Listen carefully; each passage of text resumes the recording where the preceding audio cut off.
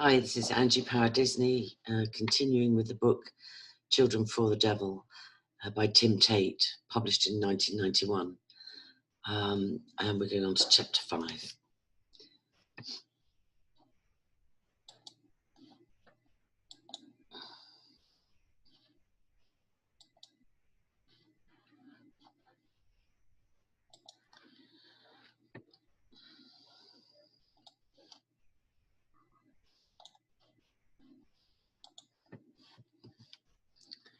The Organization of Evil, Part 2. This is chapter 5. Quote, there are people who claim to be Satanists and who are abusing children. We know it. Quote from David Austin, Satanist, May 1989.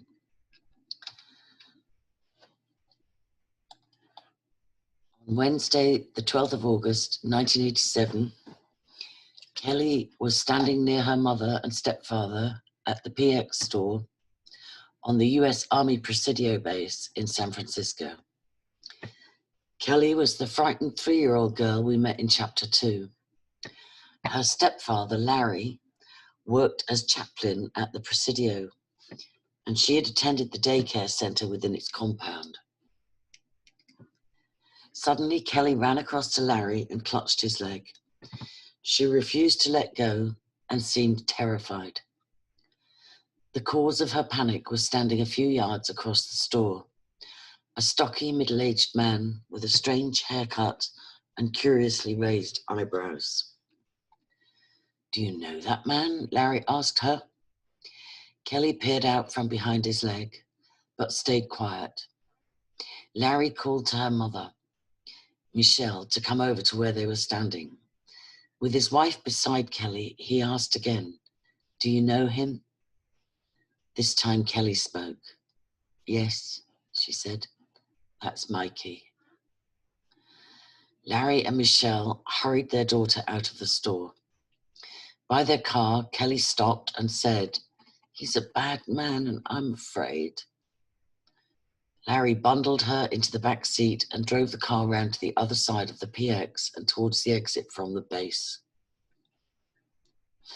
On the sidewalk, he spotted a striking woman with jet black hair and dramatically applied makeup. He stopped the car, pointed to the woman, and asked Kelly, do you know her? Yes, she replied. That's Shambi. That Larry and Michelle were not unduly surprised by Kelly's revelations was due to the events of the previous 10 months. Late in November 1986, a 3-year-old boy came home from the Presidio daycare center and told his parents Mr. Gary had sexually abused him. He was terrified and begged his mother not to send him back to the facility. In December, FBI agents arrested Gary Willard Hambright, a 33-year-old daycare worker at the Presidio Center. By the end of 1986, Hambright, who had previously been ordained as a Southern Baptist minister, was charged with sodomy, oral copulation, and committing a lewd and lascivious act on a boy. He denied all the allegations. A series of medical tests began in January 1987, not only on the 3-year-old boy, though examination confirmed that he had been abused, but on the ever-increasing number of other youngsters at the daycare center who now found the courage to tell their parents what had happened. Initial estimates put the likely number of victims at between 58 and 60. All were under 4 years old when the abuse took place. Most were suffering from nightmares and terrors. At least 6 had the venereal disease, chlamydia. Kelly was one of more than 100 preschool children at the center questioned by the FBI. Larry had heard in January about the investigation, and it appeared to connect with the nightmares and bedwetting Kelly had begun the previous September. He also remembered several occasions when picking her up at the center, Gary Hambright met him with the girl's soiled pants in his hand and an explanation that she had wet them during the day. Larry had been puzzled. Kelly hadn't wet her pants except recently at night for more than a year. At first, Kelly made only vague and indefinite statements to the federal detectives. Nonetheless, something in her manner worried them. In February, she began therapy sessions with an expert child abuse counsellor. After 4 visits, Kelly, unprompted, began to talk about being abused. The case against Gary Hambright took a turn for the worse the following month. Neither the police, therapists, nor parents wanted the 3-year-old boy to give evidence in open court. The law worked against them by insisting, US law worked against them by insisting that a child's testimony could only be held valid if he or she could tell the difference between fantasy and reality. The usual test was whether the child believed in Father Christmas. US Attorney Joseph Rossoniello decided that his only hope lay in persuading the trial judge to relax the strict federal laws on hearsay evidence and to allow the boy's parents and counsellor to testify on oath about what he had said and who he had identified as his abuser. On the 4th of March, US District Court Judge William Schwarzer refused the request. He said he had no alternative since the hearsay rule had been established to protect the innocent. 3 weeks later, Rossoniello filed for dismissal of all charges against Hambright. Wow. It was a very difficult decision, he said, but we were forced to make it. We had no choice. See how clever? All the victims were under 4. Wow. Schwarzer ordered that the case be dropped without prejudice, a legal nicety, meaning that it could be revived if new evidence was brought forward. Rossoniello set to work. Early reports from the therapists working with the other Presidio children indicated that many were naming Mr. Gary as their abuser and subsequently identifying Hambright as Mr. Gary.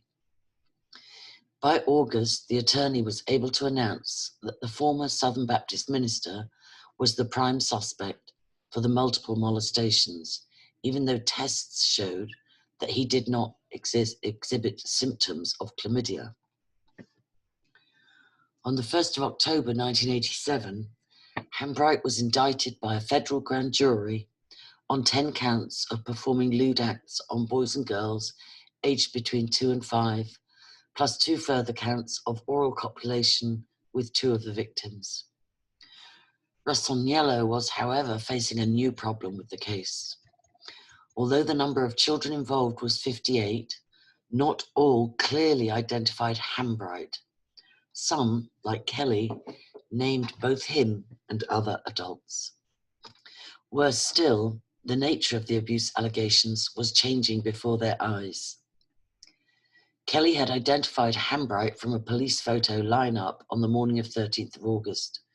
She told FBI Special Agent Clyde Foreman that the man in the picture was called Mr. Gary and that he had put his penis in her anus, vagina, and mouth. All that happened at the daycare center, but there was more to follow. Quote, victim states that she drove with Mr. Gary to his house where he took photos of her. Mikey and Shambi were present, and Mikey put his penis into her mouth, bottom, and vagina, just like Mr. Gary. Victim stated that Mikey and Mr. Gary dressed up in girls' clothing, and Shambi dressed up in boys' clothing. Victim states that the house had a bathtub with lion's feet. Kelly's disclosures matched what she had said to her parents outside the Presidio PX store the previous day. Mikey was a bad man and she was afraid. Mikey was Michael Aquino.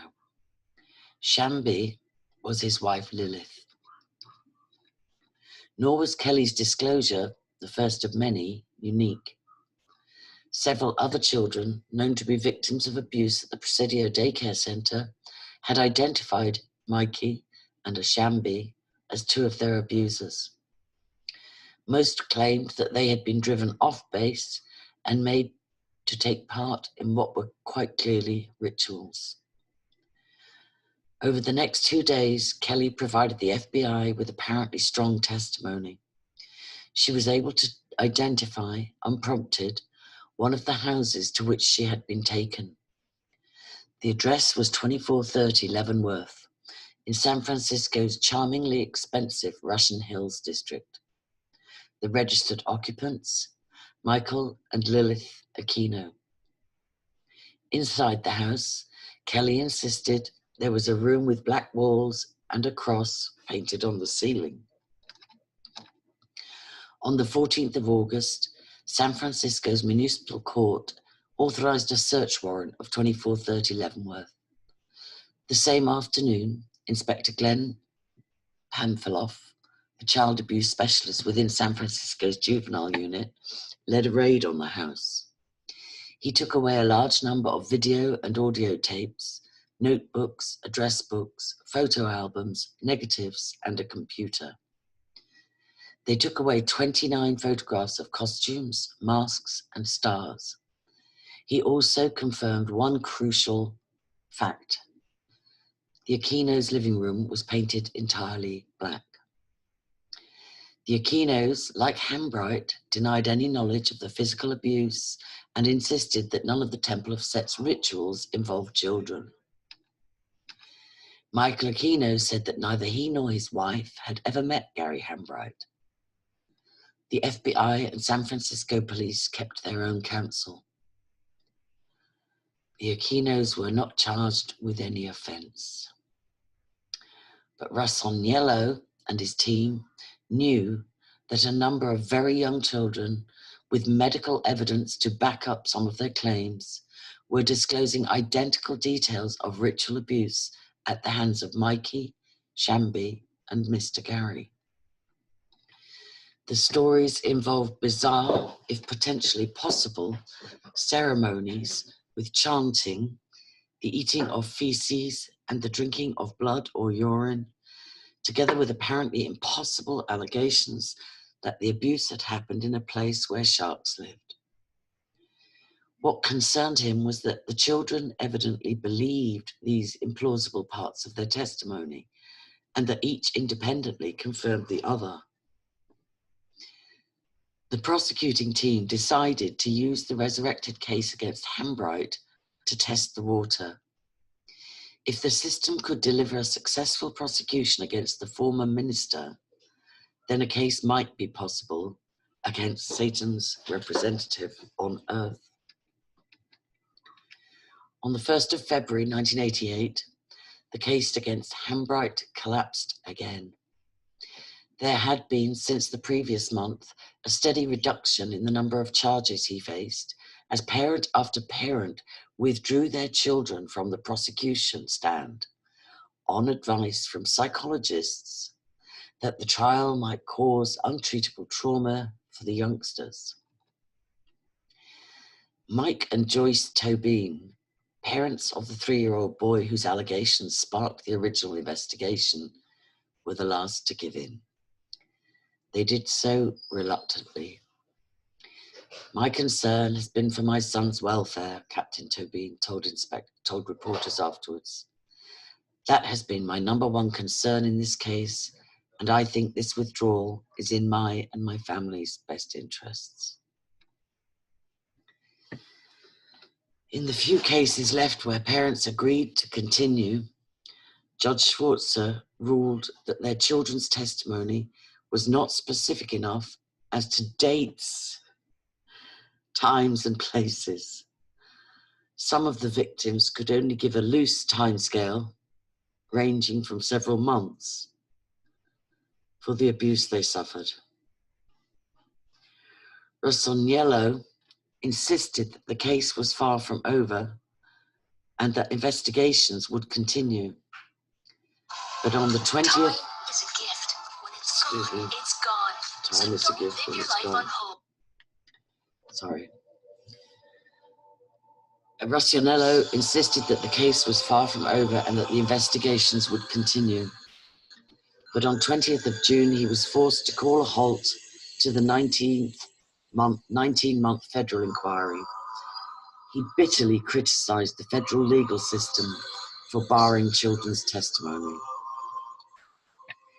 The system failed the parents and the children, he told a news conference, and gave the first formal stamp of approval to the allegations of ritual abuse. Quote, I was satisfied in my own mind after a review of evidence, both admissible and inadmissible, that these sick acts did occur to these children. But there is no reasonable likelihood that further investigative effort would have developed evidence to support a criminal prosecution.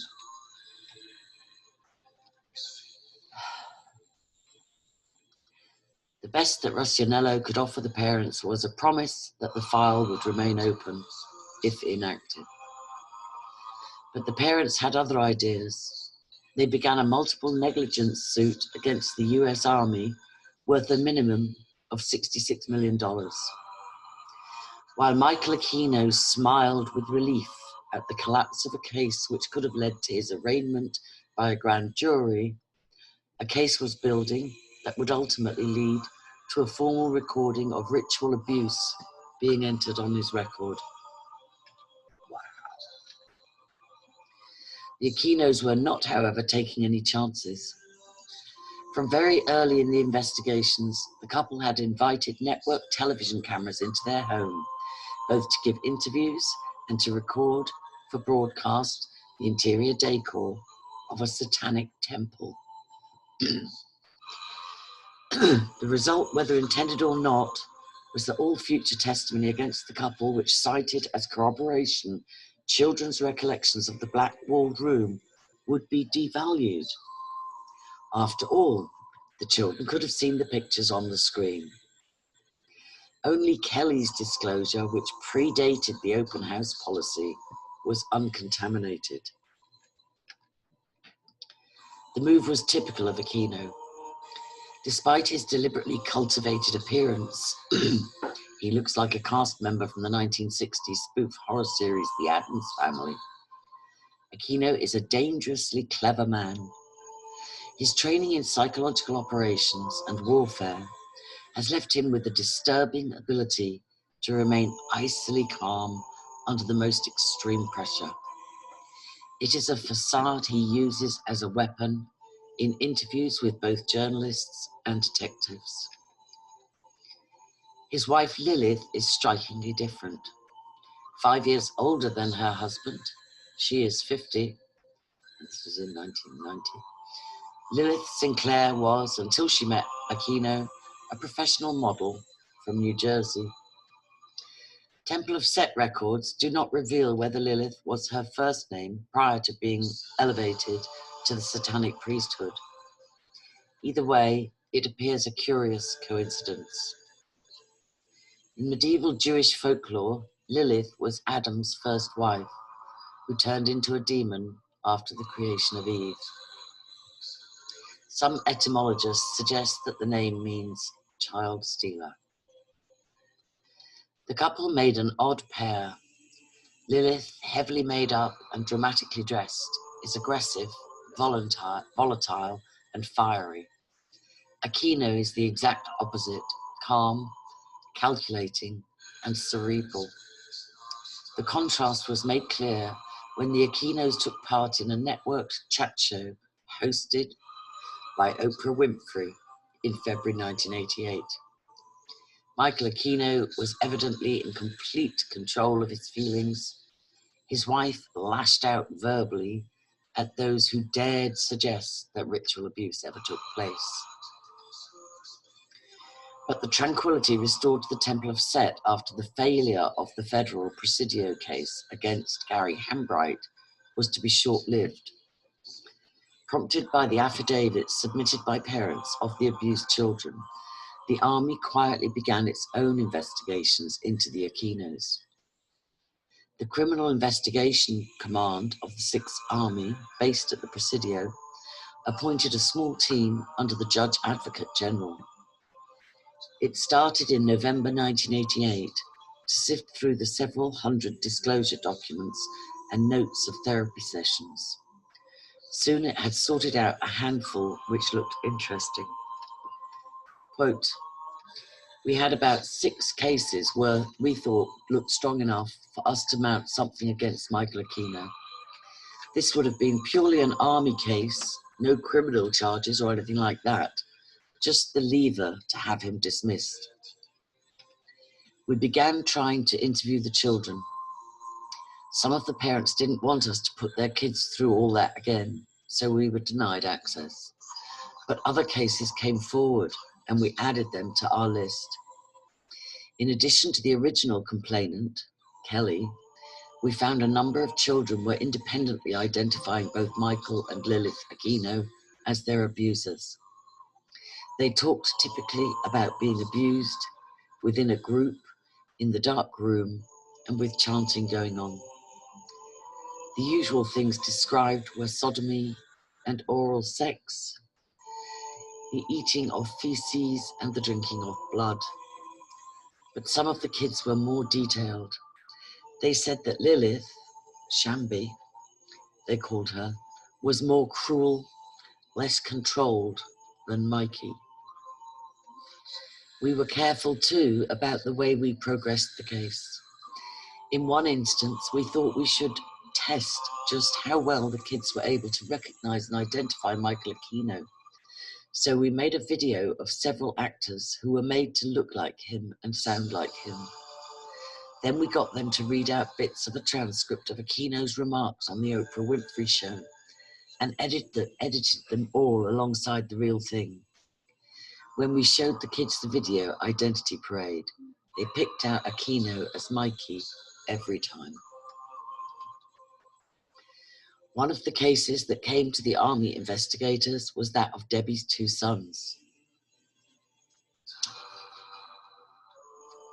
As we saw in chapter 2, the boys, both of whom were moved several hundred miles away from San Francisco immediately after the abuse was disclosed, told the investigators that they had been taken from the Presidio base to a number of locations throughout the Bay Area.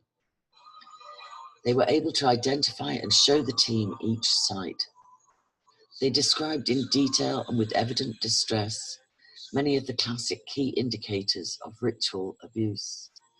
They too were able to identify Mikey and Shambi. The army investigators came and questioned our children, this is a quote. They did photo lineups, and the boys pointed out both Michael and Lilith Aquino. The kids told them about rituals they had been involved in, where there were robes, candles, chanting, and sometimes masks. They had to drink blood, they had to drink urine, they had to eat feces. They had to molest other children and have sex with all kinds of different adults. Almost every time the boys said Mr. Aquino was there. The children said they had been to a daycare center where he was, and they also told the army they had been in his house and disclosed what the inside of his house looked like. They also said they weren't the only children involved. There were lots of others too. My kids were adamant that they were videotaped during some of these rituals. Pornography appears to be a really big part of this, and they talked about the drugs, lots and lots of them at the rituals. They even shot the kids up with them. The boyfriend said they were made to eat some ice cream one time, and after that they didn't want to eat ice cream again because they remembered what had happened to them before. It gave them a kind of sick feeling and made them sleepy. Then they were abused. Case after case from states throughout America poured in. Some the judge advocates team discarded as inherently implausible or simply outbursts of hysteria and bandwagon jumping. Others were carefully added to the files particularly if they came from an independent source. Cynthia Angel is a lawyer working in the small northwest California town of Red Bluff, a picturesque and sleepy community 200 miles north of San Francisco. A quiet, petite woman who works a joint practice with her husband on the town's one major shopping street, Angel had never come across Satanism or handled a ritual abuse case until the beginning of 1988. Quote, "That January, I became involved in a civil lawsuit. I represented a man who was fighting his ex-wife for custody of his children, a 5-year-old boy and his 3-year-old sister. Sometime into the proceedings, the children showed evidence that they had been sexually abused. The little girl in particular showed medical signs that were consistent with an object being forced inside her vagina. She had 2 lacerations inside her vagina, and the pediatrician said there was no possibility of them being self-inflicted, since they would have caused extreme pain. Her brother showed strong psychological signs of a severe traumatization, and it gradually emerged in counseling that both had been ritually abused. They started describing horrendous acts they had been forced to take part in. They had sex with animals. They described being forced to drink blood. They also talked about witnessing people being killed and having their blood drained from them. The children had been at the Presidio Daycare Center, and so I began asking about the facility there. I was vaguely aware that there had been allegations of ritual abuse at the center, but I couldn't be sure that the abuse these children described to their therapists actually took place there. One reason for Angel's uncertainty as to precise location where the children were assaulted was contained in their disclosures. Both were convinced that they had been taken to implausible or downright impossible places prior to being abused. A dungeon, a jungle, even an airplane. Angel did not know it, but the youngsters' disclosures matched both those from other Presidio victims and the national pattern of children's testimony. The lawyer's job was made harder by her difficulty in gaining access to the children. Their mother initially refused to allow them to talk to any more specialists, but Angel was told by a friend of the family that the youngsters had named or identified to their therapist a large number of adults who had abused them. One name in particular rang a bell. The kids said a man called Michael Keno was present and involved in the ceremonies they had been forced to attend. They told their mother this, and since I had made inquiries about the Presidio and come up with the name of Michael Aquino, I asked the mother to confirm the details. She refused, and so I was left having to call as a witness when the case went to trial, the person who had reported the disclosures in the first place. Simultaneously, I made formal inquiries about issuing a subpoena to get Michael Aquino in court and on the stand. I have no way of knowing if he genuinely was involved in the abuse. I do know, however, that the children were in the Presidio Daycare Center and identified somebody who appeared to be him. The case was due to start on the 1st of February 1989. The night before that first hearing, I got a telephone call from a woman who was going to be a key witness.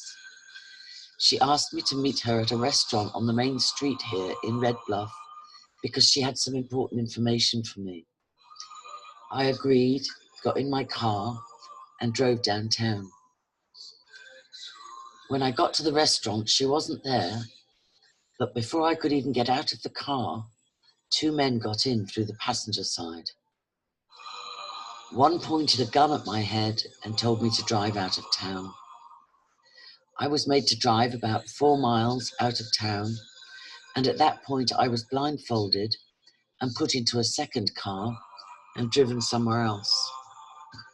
When I got to the during the course of this kidnapping, which lasted about 3 hours in total, I was told that I was investigating things that I shouldn't be investigating, and that if I continued with it, I would be killed. To ram home this threat, the men showed Angel a photograph and played her a sound recording on the car stereo. Both made an indelible impression on her, and recalling the incident even weeks later was clearly traumatic. Angel's voice cracked and shook. There were pauses in her narrative as she fought to force down tears. Quote, "The picture was of a naked infant. Its skin had been partially peeled away, and the men made it clear that the child had been killed in a satanic ritual. The tape seemed to back this up. It contained children's voices and adults chanting." I just have to make a side reference here. Its skin had been partially peeled away. I refer people, if they ever come to see it or partial evidence or hear of it, Frazzle Drip, the alleged Hillary Clinton and Huma Abedin tape. The chanting was not articulate. I mean, I couldn't tell you what they said, but the men made it clear that this was a satanic ritual and that I should stop investigating Satanism if I wanted to stay alive. They also said that if I told anyone what I saw that night, or if I reported the kidnapping to the authorities, they would surely kill me. I was terrified, of course, but I felt I had to report it, and I had to carry on with the case. Angel contacted both her local state police and the army investigators involved in the Presidio case. To the former, she gave a full account of the kidnapping and a detailed description of her abductors. The resulting photo fit make one thing quite clear: neither man was Michael Aquino. Yet Angel was left in absolutely no doubt that the cause of her ordeal was the evidence of satanic ritual she had been about to introduce into the custody hearing. The army detectives, however, were less surprised than Angel had expected. They already, and quite independently, had the children in the case listed as ritual abuse victims at the Presidio Daycare Center, and the man they were ready to accuse was Michael Aquino. Aquino himself, and not surprisingly, was denying any involvement in any criminal activity whatsoever. Quote, "The Temple of Set is not an evil religion. We have very much the same standards of morality that the general man on the street would have.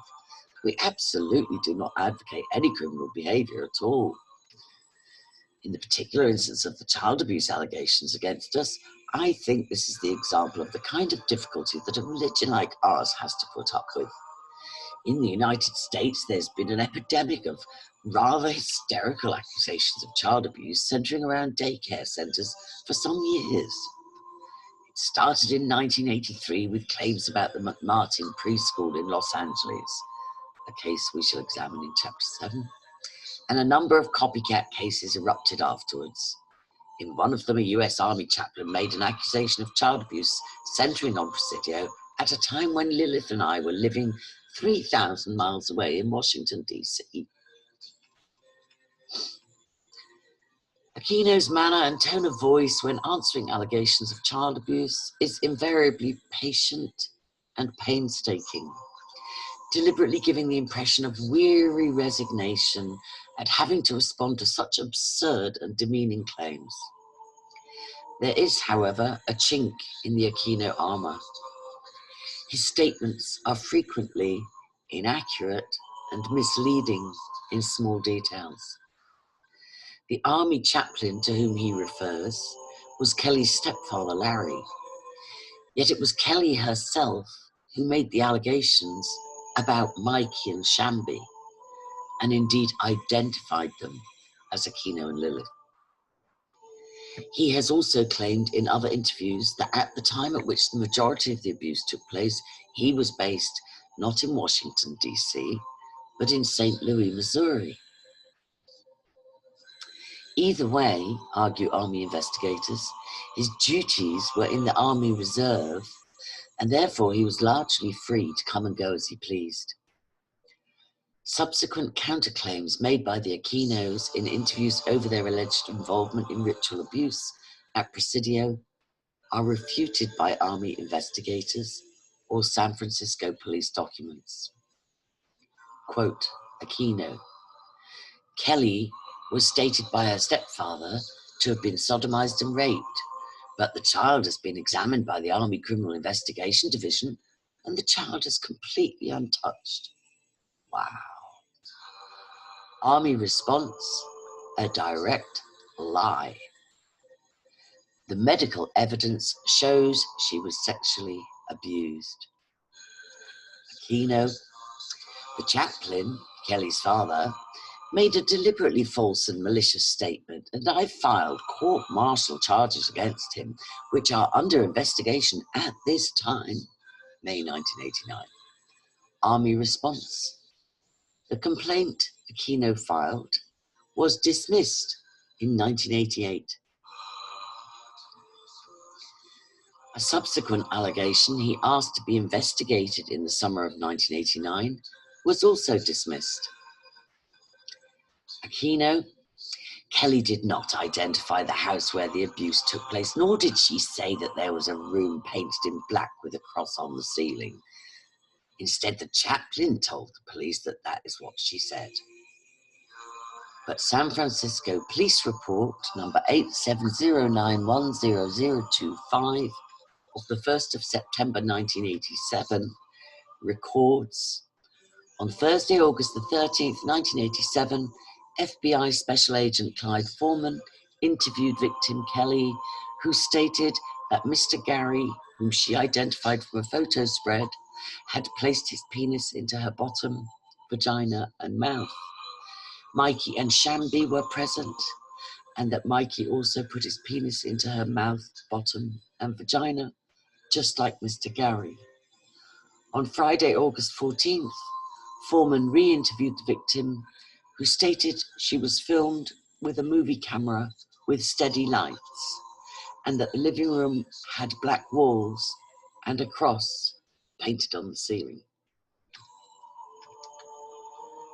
Whenever the Aquinos have given interviews, and they have deliberately sought out the media since Kelly's initial allegations, they have made small but potentially significant errors in their stories. Each of these were carefully recorded by the Army investigators. Each went into a file with the name Michael Aquino stamped on the front in black letters inside a start box. The identification for that box read, name of suspect. Aquino, meanwhile, decided to go on the offensive. In addition to giving as many interviews as he could, he launched a recruiting drive for the Temple of Set. His chosen target was Britain. In the summer of 1988, a British neo-pagan magazine published an article by Aquino entitled Horns Across the Water, Satanism in Britain and America. The magazine was the Lamp of Thoth, published by the occult businessman Christopher Bray, and the most widely distributed of all such periodicals. Aquino's article took the form of a rallying call to British devil worshippers, an invitation to join forces in the worship of what he chose to call the Prince of Darkness. It is difficult to say why British and American satanic movements interacted more with one another.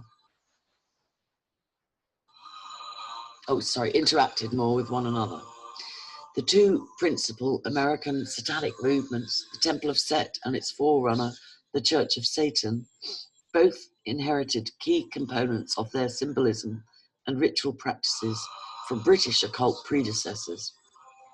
Since these groups have enjoyed 22 years of success in the US and Canada, it would have seemed natural that we would have developed overseas contacts in the UK. With the exception of a few isolated memberships, such cross-fertilization never took place. Contemporary America's first taste of British Satanism came from US publication in the 1960s of 3 of Dennis Wheatley's Satanic novels. Wheatley borrowed literally from Golden Dawn, Argentium Astrum, Crowley's Order of the Silver Star. Argentium. His Satanists were elegant, powerful, mysterious, and insidiously successful in whatever they wanted to do. This was a powerful aphrodisiac for certain American occultists who were impatient with parlor esoterica. The Church of Satan borrowed more atmosphere than substance from Wheatley. Although the Black Mass was included in the church's ceremonial inventory, it consisted of highly stylized psychodrama rather than ritual murder, crucified bats, or turnip attacks on virgins. The history lesson was over.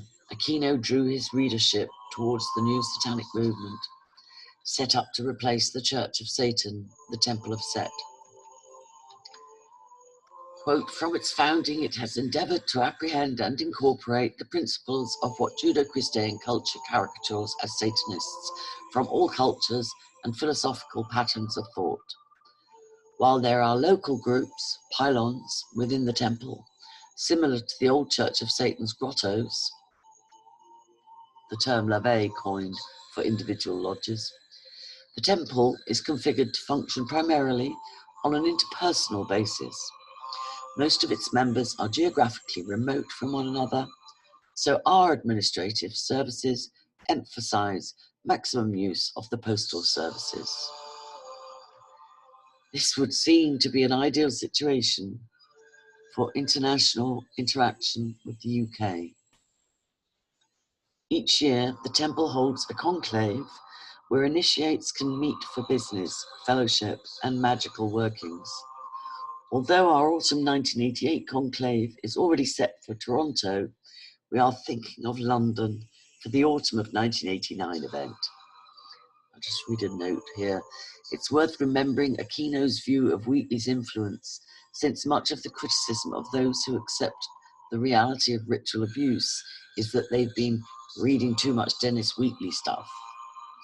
Evidently, the well-researched basis of his novels proved a powerful stimulant for early American Satanists. Continuing in the quote of Aquino, it would be pleasant indeed to share this adventure with fellow Satanists from those magical islands in the North Sea, which can justly claim to be one of the world's true centers of civilization.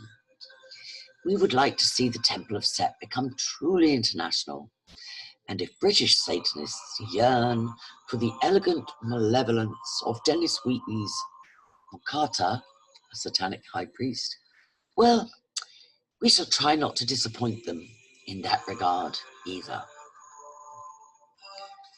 Christopher Bray appended a contact address where would-be British Satanists could apply to the Temple of Set for affiliation or membership, and many did. Aquino's leaden prose had managed to obscure the fact that the Temple of Set already existed in the United Kingdom, albeit on a small scale. Its most senior member was a former Church of Satan follower and gay chef called David Austin. A tubby, apparently genial man in his early 30s, Austin was subsequently raised to the rank of high priest and British representative of the temple. It was his task to evaluate requests for membership from UK Satanists. One such came from a 14-year-old schoolboy in the Cambridgeshire town of Peterborough.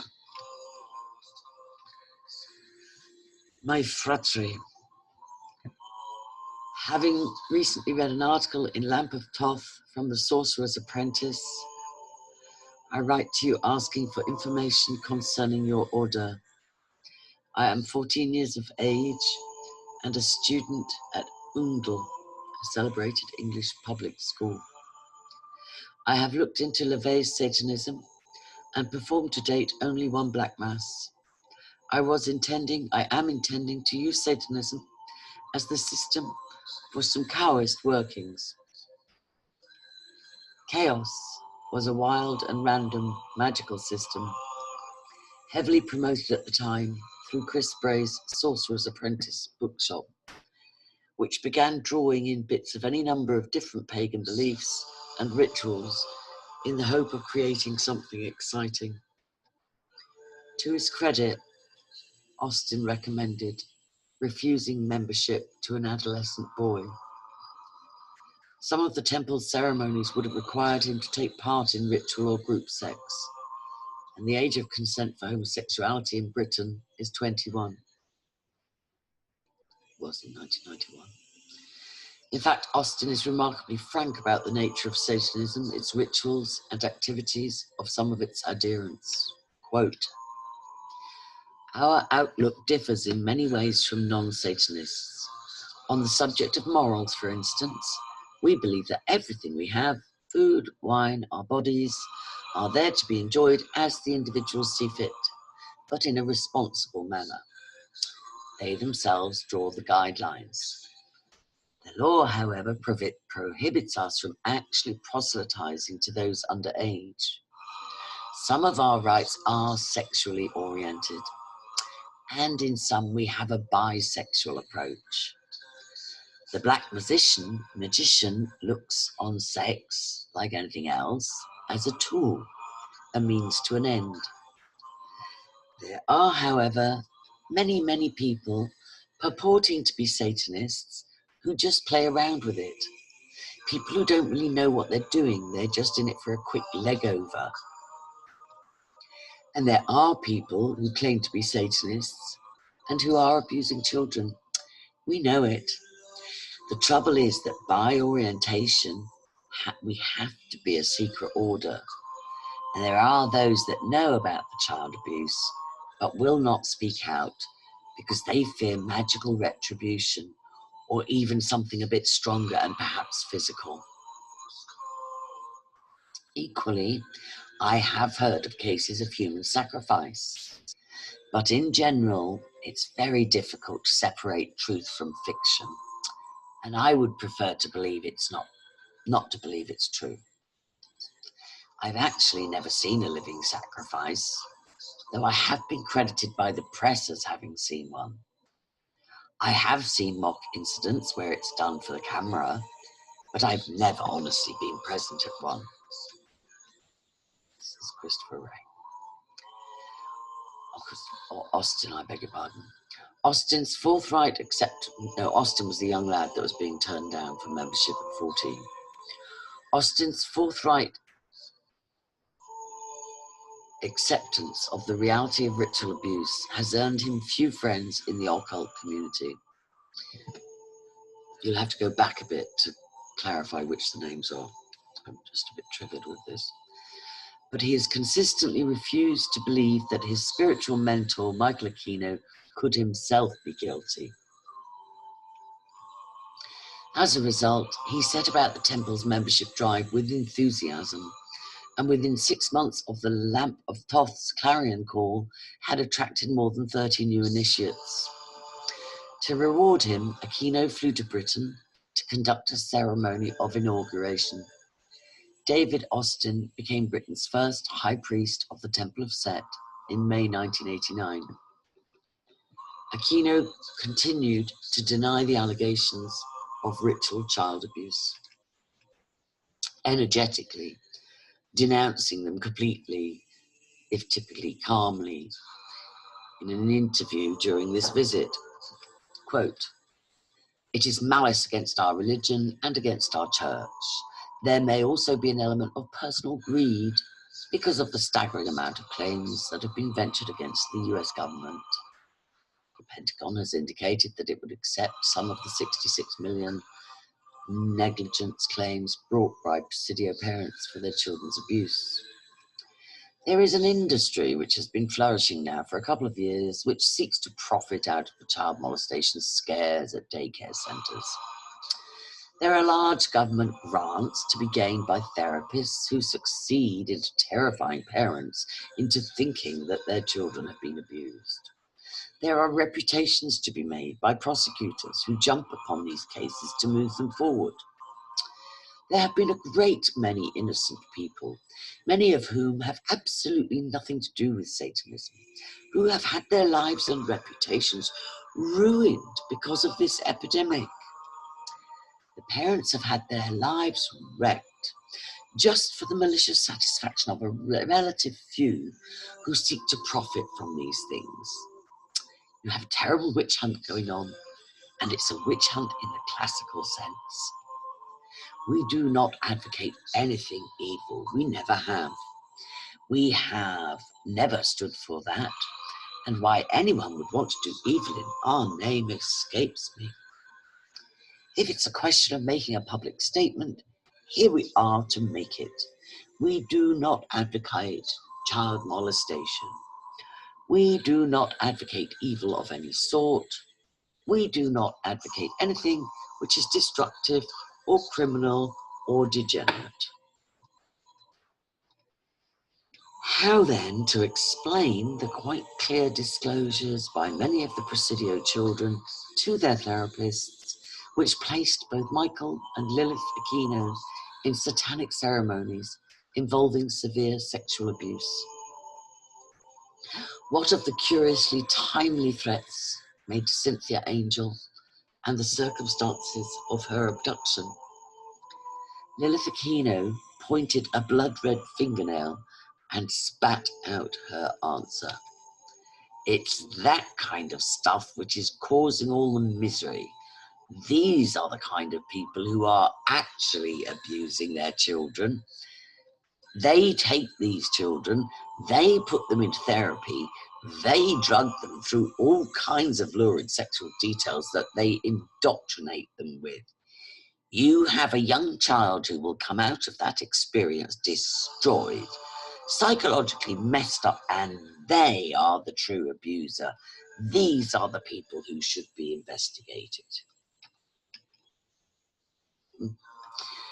The videotape of that interview shows an expression of pure venom on Lilith Aquino's face. That the Presidio children had unequivocal medical evidence proving the sadistic sexual abuse they had undergone appeared not to matter. When the Aquinos made their trip to Britain and used it to make a public defense of their religion, they were confident that the investigative progress was all but over. The FBI and San Francisco Police Department had, after all, been forced to abandon all criminal charges based on the Presidio children's evidence. Surely the army would be forced to follow suit. But the day after they returned to America, the army handed Michael Aquino a copy of their files.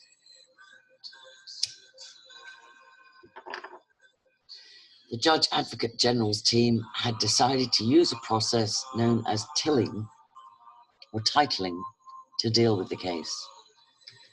Quote, what that means is that we title Aquino as the most likely perpetrator of a particular offence. In this case, the sexual abuse of Kelly. It is not a procedural device under Army law that formally records our view that he was responsible for the crime. His name is now entered in our records as the perpetrator. We don't have to do anything about it. In fact, we aren't going to force a court-martial in this case. There are two reasons for that.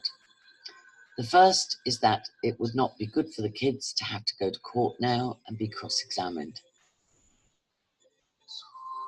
The second is simply that his secondment to the regular army is ending. We just won't renew his contract. So in effect, we're getting rid of him that way. Of course, it's open to Aquino to go to court and make us go through a full process. In some ways, I hope he does, because if so, he'll have to pay the legal costs, and we are confident of winning.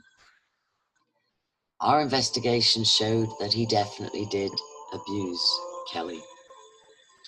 On the others, we haven't reached a verdict, because we don't need to. If he wants to lift that formal recording, then he'll have to sue. I look forward to seeing him in court. One reason for the Army's confidence was a small but significant fact unknown to Aquino. When she had taken investigators to the house on Leavenworth, Kelly had told them something few people knew. A block or so away from his house was a lock-up garage, where Aquino sometimes used to park his car. Kelly told the detectives about the garage and took them to it. It was the first time they had heard of it, but subsequent investigation proved it to be correct. How, unless she had been there, as she claimed, could this 3-year-old girl from the other side of town have known? In December of 1990, Michael Aquino gave notice of his intention to apply to the courts for the lifting of his titling. Until the resolution of that case, and it could take years, the verdict against him and the Temple of Set must remain one of not proven. The Process Church of the Final Judgment. No such caveat applies to the last major international order of religious Satanists. By its own boast, violent crime is a prerequisite to its system of belief. In the same issue of the Lamp of Thoth, which carried Michael Aquino's call to satanic arms, the following article was reproduced. The process, what does it mean? Quoting. The process is the true penultimate world movement, the ultimate fusion of all religions, political and magical beliefs, complete the process in which the dichotomy of good and evil dies. In this way, we live out the final judgment when the lamb and the goat become one. In the individual, the penultimate is achieved. When the world is embraced by the process, we achieve the ultimate. The process begins in individual change when we begin to play the fearful game of self. This witness the process in action and is not merely an intellectualized catharsis. Each individual must be helped towards realizing what course of action must be taken to initiate the process of inner change through outer expression. Our advice in this matter is clear. Any action that has seemed repulsive, reprehensible, and vile to the individual should be acted out and set free. This is not the intellectualized merit of seeing both sides, nor is it the grey area in which most occult teaching is grounded. Immediate action is the only design that fits the pattern. The criteria is very simple. We live in fear of what we despise, because we fear and despise what we cannot be. If you are a Christian, this is symbolized by Satan. If a Satanist, it's symbolized by Christ. These are great fears made up by little fears. Therefore, to unite the great fears, we must begin the process and identify, become in actuality, our little fears. The whole of existence must be based upon the transformation of little fears into conscious actions. By seeking out fear in living experience, we become fear itself. We cancel out fear for ourselves and create the penultimate stage of the process. The ultimate aim is out of our hands at the moment, resting in the guise of the gods. Jehovah, Lucifer, Satan, the symbols of the process as the triadic expression of final judgment, the reconciliation of love and fear. The process Release the fiend that lies dormant within you, for he is strong and ruthless, and his power is far beyond the bounds of human frailty. Learn to love fear. Love is to learn fear. The reconciliation of the lamb and the goat in the final judgment. And it is, so be it. Sorry, I'm stumbling over this a bit. There's resonances of Est, trading Werner Erhard, Reform, and so on in this, the sixth tone. It would be tempting to release the psychobabble of the process's statement as irrelevant as pompous philosophical posturing.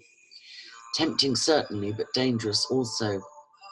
The process church of the final judgment is the one avowedly criminal international satanic church that admits putting what it preaches into grotesque and blood-bathed practice. Robert Sylvester de Grimston Moore was born in Shanghai on the 10th of August 1935. He was educated, however, at one of England's most famous and exclusive public schools, Winchester, before moving on to a higher education course in architecture at the Regent Street Polytechnic in London. By 1962, he was also a senior member of ranking officer of L. Ron Hubbard's Church of Scientology. Perhaps significantly, Hubbard was, in the 1940s, a senior member of the OTO in America and claimed to have studied extensively and in person with Aleister Crowley. Moore claimed to have been taught personally by Hubbard. It was at the church's London headquarters in Fitzroy Street that he met Mary Ann McLean, a Glaswegian 4 years older than him, who had a background that included a spell in reform school and a subsequent, if short-lived, engagement to the boxer Sugar Ray Robinson.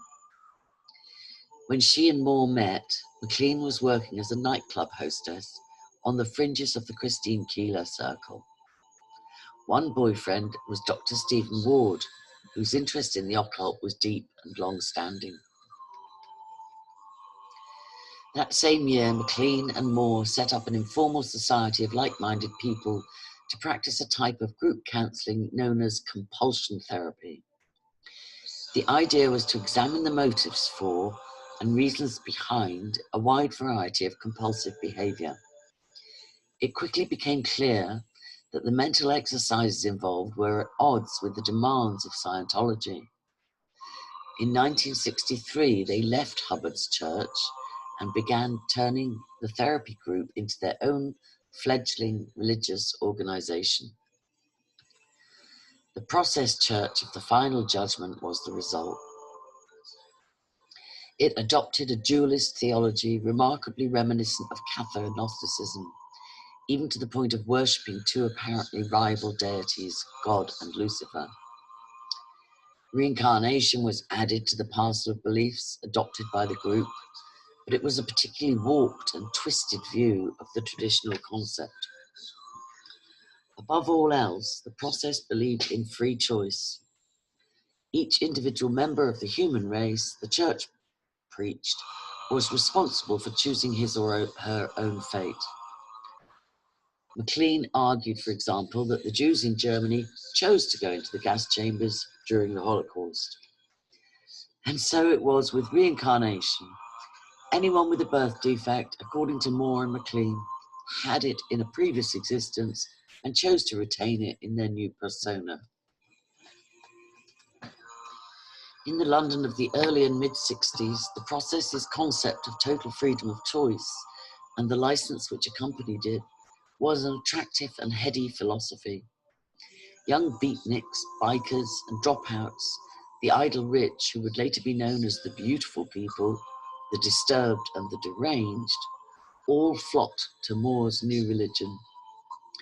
Moore and McLean were not, however, selfless gurus embarked only upon enlightening a new generation. Both had an eye for the main chance, and in particular, money. They sought out wealthy recruits, both to supply funds and introduce the cult to a higher level of society. The plan worked. In March 1966, The process leased a large and luxurious mansion in Balfour Place, Mayfair. When they moved in, the Moores were joined by 25 cult members, each purchased, almost as an act of allegiance to the church, an Alsatian dog. It was a trademark that would, in years to come, prove significant. 3 months later, the process went on an extended vacation. At least 18 members spent 6 weeks doing very little in Nassau before leaving the Bahamas for Mexico. Moore had leased a sizable piece of land at Xtui, a beach area on the Yucatan Peninsula. The Xtui experience was to be formative for the nascent church. A third deity was added to their pantheon, Satan, and for the first time the followers performed together traditional satanic rites in the Mexican moonlight. Moore and his followers returned to England with a new sense of purpose.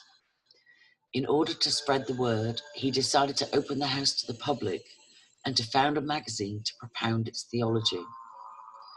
Both were a limited success, bringing in a steady stream of new followers, often from the fashionable and ascendant world of London's pop glitterati. A bookstore was set up and overtures made to the Beatles and the Rolling Stones. The Process magazine went into sporadic, if reliable, circulation.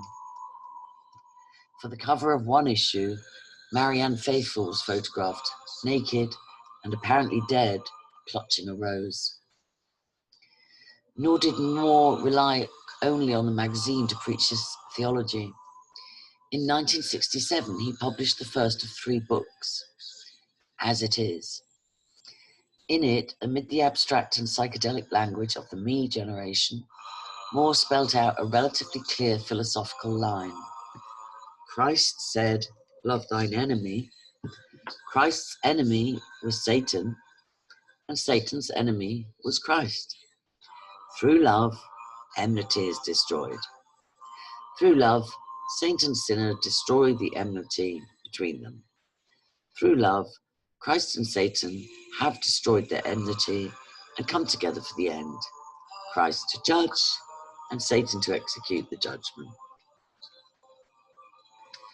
At first sight, this might appear to be merely the chemically induced ramblings of the flower power era. If one looks closer, though, and follows the process's subsequent theological statements, Moore's message appears distinctly less peaceful. Moore believed quite simply that the day of judgment was near at hand, and that Christ and Satan were working together to bring it about. It was, of course, the sacred duty of everyone to whom this truth had been revealed to do all in their power to help. By the summer of 1967, Moore had figured out a way of doing so. He expounded it in his second book, Jehovah on War. Quote, "My prophecy upon this wasted earth and upon the corrupt creation that squats upon its surface is, thou shalt kill." Moore had arrived at the conclusion that the best way to bring about the end of the world was to embark upon an endless spree of killing. The basis of this was his reading of the book of Revelation, with its predictions of Armageddon as a gratuitously violent event. Moore took it to mean that Satan was to be employed as Christ's paid executioner. Since all around him were signs of death, chaos, destruction, and the disintegration of society, a little push in the shape of ritual murder, and the day of judgment would be at hand. What made this new satanic theology radically different, aside from its inherent lunacy, was the concept that its adherents should live their lives as one long ritual. Of course, the process practiced the usual sex-based ceremonies of almost every cult since Crowley, but Moore's contribution was to propose a life of constant bloodletting as a coherent ritual in itself. The process determined to wake the world to its possibilities. Between July and August 1967, the cult decamped to San Francisco. setting up a new base in the centre of the city's counterculture at 407 Cole Street in the Haight-Ashbury district. 2 blocks away at 636 Cole lived a drifter and jailbird. His name was Charles Miles Manson. By the time it arrived in America, the Process Church of the Final Judgment was split into 3 subgroups, each following or worshipping one of the cult's trinity of deities: God, Jehovah, Lucifer, or Satan. Christ was seen as the ultimate unifier whose love, come the day of judgment, would reconcile the 3 rival factions. New members were free to choose between the subgroups. To assist their selection, the deities were described in simple terms. The Jehovah's were severe, straight-laced, and Puritan. Followers of Lucifer were strong on the pleasures of the flesh, sex, drugs, and by now, inevitably, rock and roll. The Satanists were in some way the mirror image of the Jehovah faction. They too were purists, except that their canon was one of violence, blood, and sacrifice. In a 1968 edition of the Process magazine, a follower from each section put forward a form of manifesto. Timor, now renamed within the cult as Robert de Grimston, it mattered little which path a novice chose. All would lead ultimately to the day of judgment, which would see the final demise of all non-believers, the grey forces, as he dubbed them in his introduction. Quote, "The first path is that of the purist who knows instinctively that sex is a degradation and a humiliation, both of himself and of his partner. He knows that the sexual act is a defilement of his purity and a contradiction of his duty. Then there's the path of the idealist, Luciferians, of those who feel that their fulfillment is to be found in partnership with another human being, whose ideas are spiritual, and who try to use sex as a physical vehicle and expression of the deepest love and highest aspiration of communion. The third path, Satanism, is for those who feel that in the physical act of sex and in the practice of every carnal pleasure, there lies the only true expression of their personality. 3 paths and a quagmire. Who is strong enough to follow one of the paths? Who is fool enough to fall into the quagmire? The grey forces hold sway, but the gods are returned to recruit their armies for the end. The pendulum swings. 3 paths and a quagmire. On the following pages, an advocate puts the case for each. Jehovah's Advocate by Christopher Fripp. Sex is death. It's the incumbent of the devil. It's the focal point of man's rejection. The effort to propagate his species is in the denial of God. It is the attempt to couple with another human being in the exclusion of God. It is the defilement of purity. It is the great tempter, the big denier, the alluring road to happiness that leads down to the vortex of sick satiation and the gluttony of a spirit insensible to light. Sex for self and sex for another human, all of it is death. And now, as the world goes on to its final doom, Jehovah decrees, expiate or die." Lucifer's Advocate, Isabel Rennie. Cover myself with the blood of Jesus and protection. "Attend Lord Lucifer. Serve him with unfailing loyalty, and your path to Eden is assured. Give Lucifer your mind, your body, and your soul, and he will make your dream reality. Follow him and find truth in the fusion of yourself with another.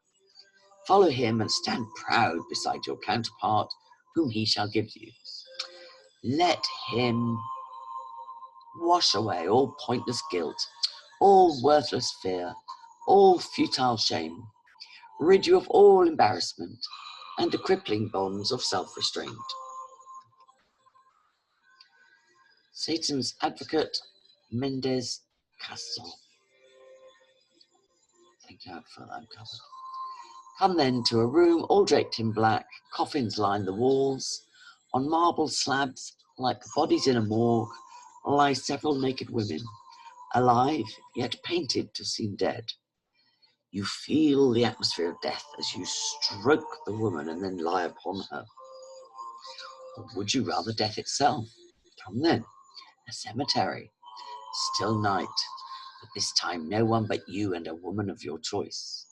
You walk between the gravestones, performing upon them acts of desecration, whilst each other watches in delight.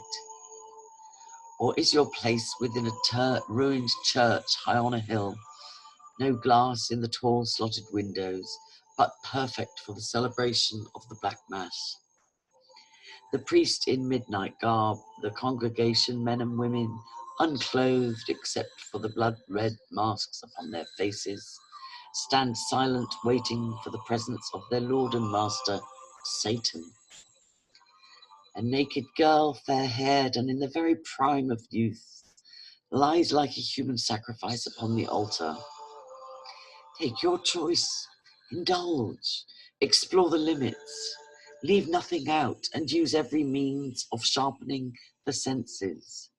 Alcohol to set the coursing in your veins, narcotics to heighten your feelings to a peak of sensitivity, so that the very lowest depths of physical sensation can be plumbed and wallowed in. The farthest reaches of the body's strange delights must not be passed over. Sink down in the decadence of excessive self-indulgence. Let no so-called sin, perversion, or depravity escape your searching senses. Partake of all of them to overflowing. What else is there? What other satisfaction? For always death must come and end the sensual game, and take away the dark forbidden pleasures of the flesh that are the mark of life and the only true means of living. But let him not come before you have lived your life to the full, seen everything, done everything, and felt everything the body is capable of feeling. There is nothing else now, with the end of man so near. There is no dialectic but death.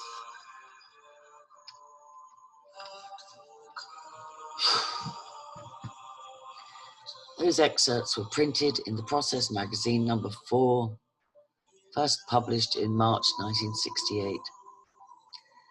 That same month, de Grimston sent out 30 members from the San Francisco base to preach the gospel in Los Angeles. From a rented house in South Cochran Street, the Process members descended on the shabby pavements of Sunset Strip to pick up new recruits from amongst the streams of addicts, dropouts, and Hell's Angels that roamed up and down. Simultaneously, the city's new glitterati was sought out for favour and patronage. In a city now familiar with the flotsam of the 60s generation, the Process members stood out. Most wore black suits, sweaters, robes, capes. The only contrasts were occasional silver pendants in the shape of a cross, inverted or upright, depending on which deity was being worshipped, and the satanic goat of Mendes, picked out in red stitching on the reverse of their capes. The official Process symbol was a version of the swastika. Issue number 4 of the Process magazine, the so-called sex edition, which they hawked around LA and San Francisco, was similarly eye-catching. The front cover was filled by a photograph of a satanic ceremony.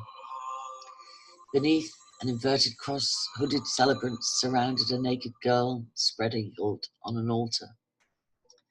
The back page boasted a painting that depicted a winged skeleton flying over a pile of naked and apparently dead human bodies. It set the tone for what was to follow. The next issue of the Process magazine was entitled Fear. In an article headed Satan is Fear, de Grimston wrote, Fear is beneficial. Fear is the catalyst of action. It is the energizer, the weapon built into the game in the beginning, enabling a being to create an effect upon himself, to spur himself on to new heights, and to brush aside the bitterness of failure. Do we know that the world is governed by the sum total of every human being's fear, and ours is not excluded?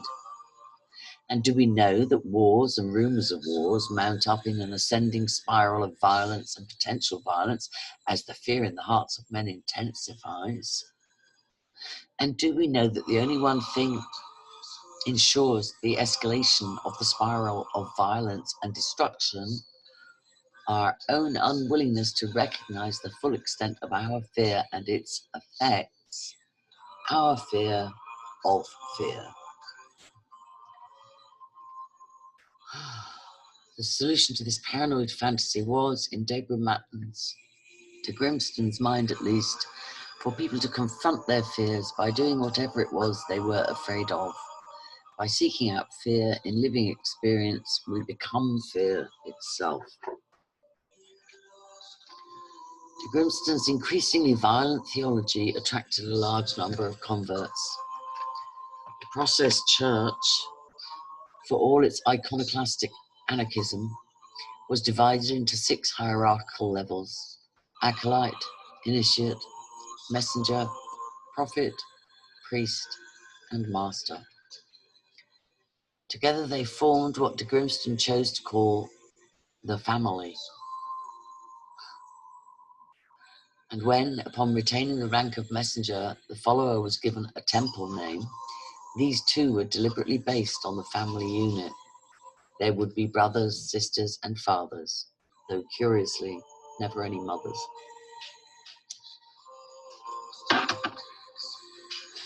All members, as they progressed through the process ranks, and whichever deity they chose to follow, were required to dedicate themselves to a lengthy period of satanic worship. Some reports from inside the cult suggest that these were based on the traditional satanic staples of sex, blood, and sacrifice.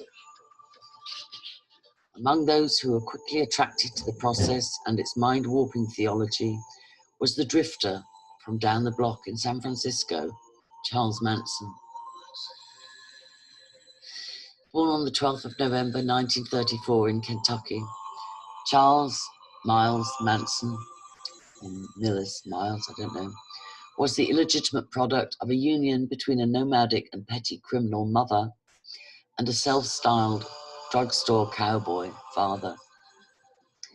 By the time he reached adolescence, Manson had been carted round half the prairie states, abandoned several times by his feckless parents, and finally dumped in the Giebolt Home for Boys in Terre Haute, Indiana. It was not a promising childhood. Angry, bitter, and rejected, Manson switched from care homes to reformatories at the age of 16 after a conviction for petty theft. Between 1950 and 1967, he spent virtually every year in state penitentiaries for stealing cars. His only education was self-administered. In Terminal Island, San Pedro, he devoutly learned how to pimp so that he would have a career to fall back on when the auto theft trade was slack. Pimping swiftly earned him another jail term, 10 years for transporting prostitutes across a state line in a stolen car, naturally, and for attempting to cash a bogus check. He spent the time at McNeil Island and Terminal Island penitentiaries, emerging into the Californian sunshine on the 21st of March, 1967. 3 months later, the Process Church arrived in town, just yards away from Manson's Cole Street house.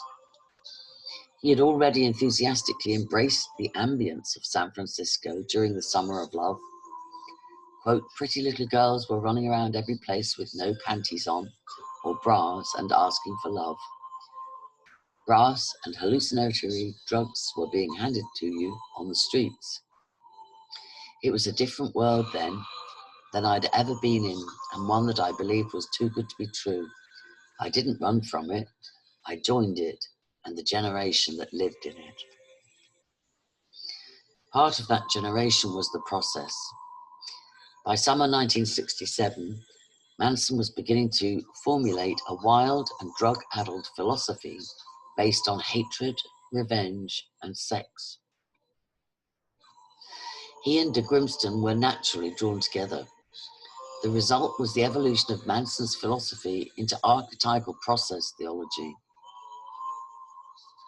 While de Grimston wrote of the importance of confronting and living out fear, Manson lectured his nascent family, in itself modelled on the process, on the concept of getting the fear. So close did the embryonic mass killer become to the imported cult that he was invited to contribute an article for its forthcoming issue. The theme was to be death. Death is peace from this world's madness and paradise in my own self. Death as I lay in my grave of constant vibration, endless now. I love myself as I love my death. The words I send you bore me and bring me from my death only to play in your illusion and bring down the Christian thought, placing new values on life, being death and death being life. Now is and will be as it always has been, indestructible, indescribable. In your heart is part of my life's heart. In death, die. Within all this is clearly discernible the influence of de Grimston's process teaching.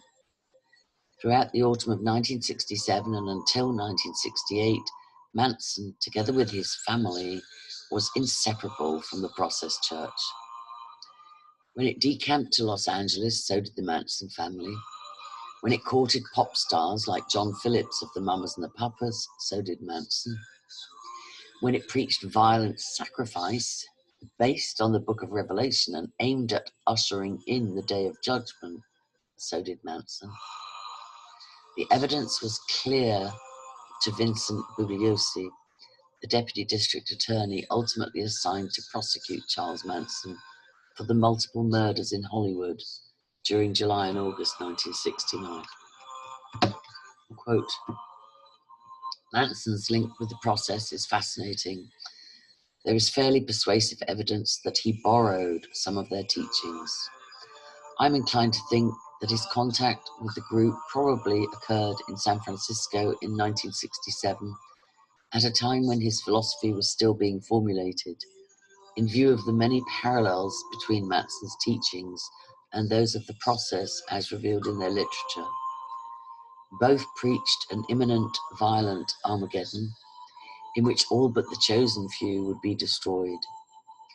Both found the basis for this in the book of Revelation. Both conceived that the motorcycle gangs, such as Hell's Angels, would be the troops of the last days, and both actively sought to solicit them to their side. The three great gods of the universe, according to the process, were Jehovah, Lucifer, and Satan, with Christ as the ultimate unifier who reconciles all three. Manson had a simpler duality. He was known to his followers as both Satan and Christ. These are only some of the parallels I found. They are enough to convince me, at least, that even if Manson himself may never have been a member of the process, he borrowed heavily from the Satanic cult. Bugliosi was only slightly wide of the mark. The process would ultimately admit that Manson was one of its own, and would claim his killings as part of its theology. By the end of 1968, Manson was established within the family as the leader of a satanic order. The bus he had bought in San Francisco in October 1967 was now painted black and decked out inside as a temple. One leading family member, Bobby Beausoleil, painted the familiar goat of Mendo's Baphomet image inside. Manson himself had made it known that he was the living image of an arcane Gnostic deity, Abraxas, a rooster-headed god figure with serpent's feet, in whom light and darkness, good and evil, were supposed to be both unified and transcended. The same period seems to have witnessed a splintering and dispersal of the original process immigrants from London. Most were admitted to the United States on 90-day visitor visas and had long outstayed their welcome. Some returned to England, whilst others went on the run. Branches of the church were established in New Orleans, Dallas, Toronto, Chicago, and Cambridge, Massachusetts. De Grimston and McLean decamped for New York City to set up a process church on Cornelia Street in the fashionable Greenwich Village district. Before he left California, however, de Grimston released his third book of theology, Satan on War. It contained the apocalyptic instruction which was repeated in the Lamp of Thoth 20 years later. Release the fiend that lies dormant within you, for he is strong and ruthless, and his power is far beyond the bounds of human frailty. The disappearance of the Process Church from California was accompanied by a curious rise in the number of dead dogs discovered in the Santa Cruz area, just south of San Francisco. Most were German shepherds, Alsatians, and had been decapitated, mutilated, or skinned expertly. A disturbing number had been completely drained of their blood.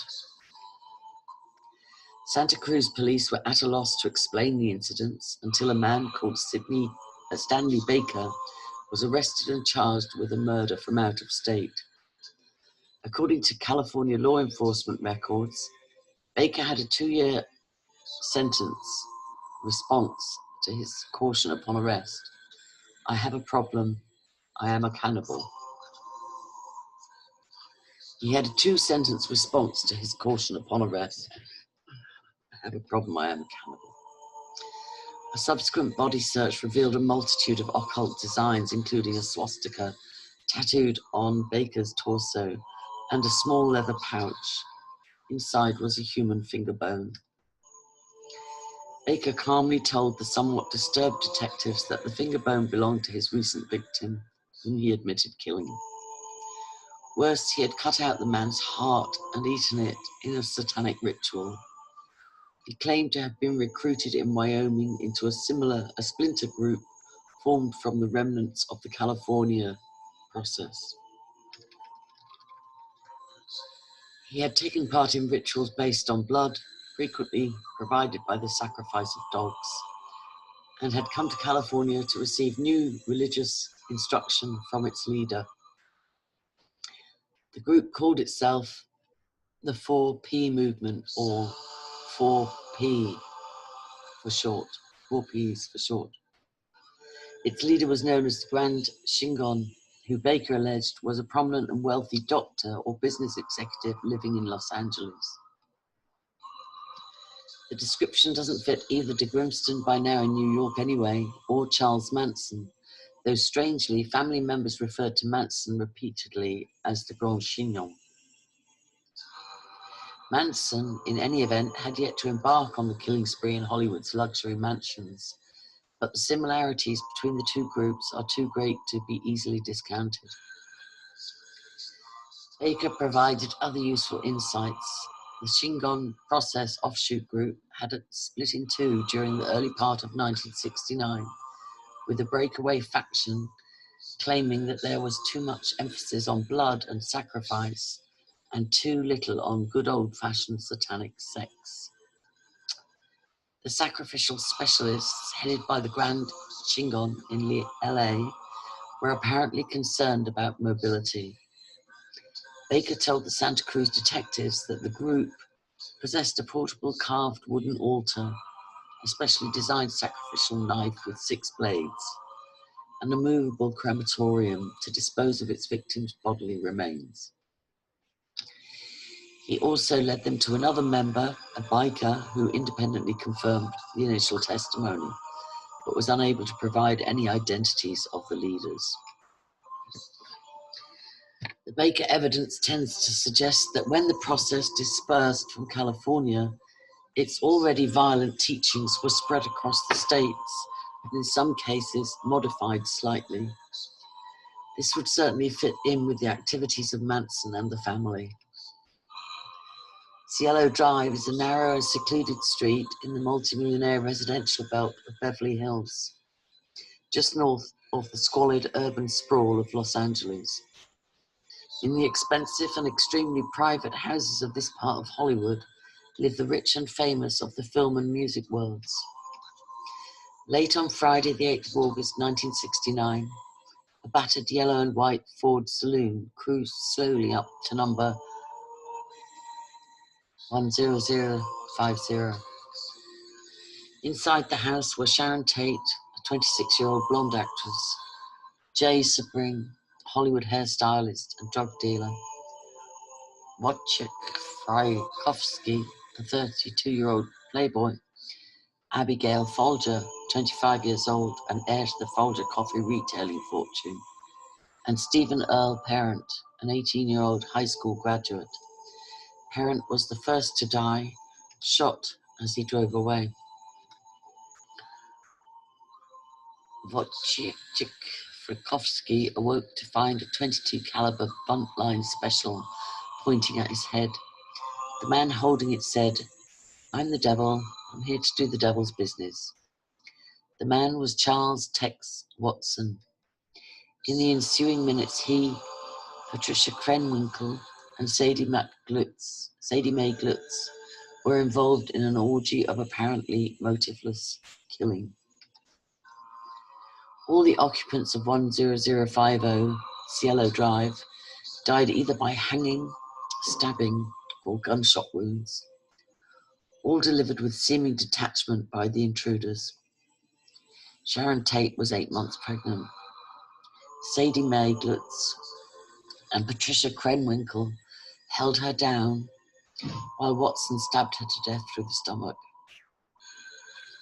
Glutz dipped a towel in the blood and scrawled the word pig on a wall in the front hall. The family had killed. Its orders had come from Charles Manson. The killings at 10050 Cielo Drive were neither the first nor the last the Manson family would accomplish that year.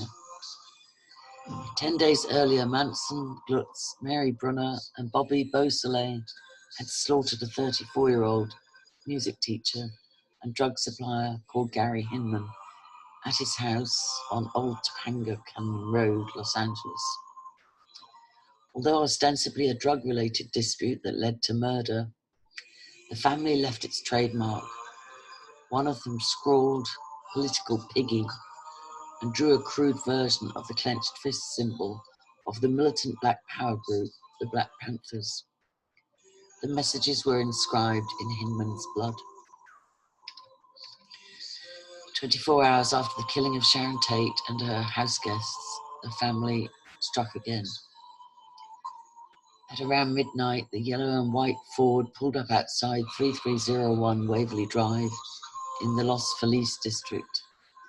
In the car were Manson, Glutz, Watson, Krenwinkel, and 2 other family members, Leslie Van Houten and Clem Grogan. The family walked up the drive and forced their way into the house. Nino LaBianca, a supermarket magnate and millionaire, and his wife Rosemary were asleep. They were woken, half garroted, and ultimately stabbed to death. Watson carved the word "war" on Nino's abdomen. One of the others dipped a finger into Rosemary's blood and scrawled "death to pigs" on the wall. The same blood was used to inscribe "rise" over a living room painting and "helter skelter" on the fridge. The Manson killings have been too well covered to need retelling in any great detail, but Bugliosi's analysis shows that the murders were in some way a ritual for the family, a rite which owed its inspiration at least to the process. Manson had apparently intended to create a race war which would help usher in the final judgment as predicted in process theology.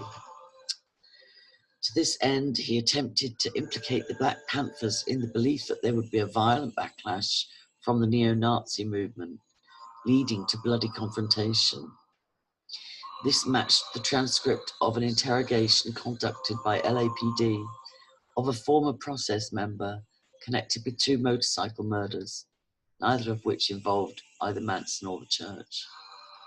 Quote, suspect, they, the process, don't like anybody they can't indoctrinate or anybody that's not with them.